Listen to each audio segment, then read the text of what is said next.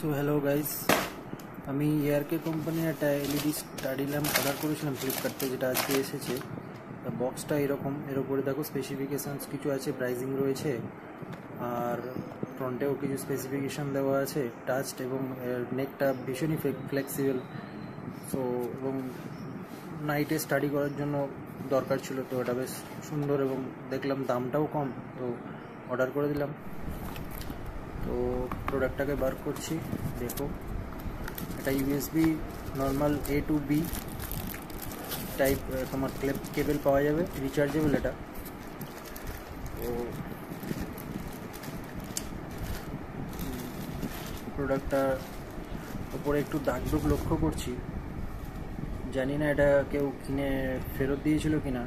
মানে অনেকে আছে না ফ্লিপকার্ট থেকে জিনিস ইউজ করে রিটার্ন করে, তো সেই রিটার্ন প্রোডাক্ট কিনা। এর সাথে একটা টোকেনও দেওয়া হয়েছে, যেটা লেখা আছে ইউজ করার আগে চার্জ দিতে।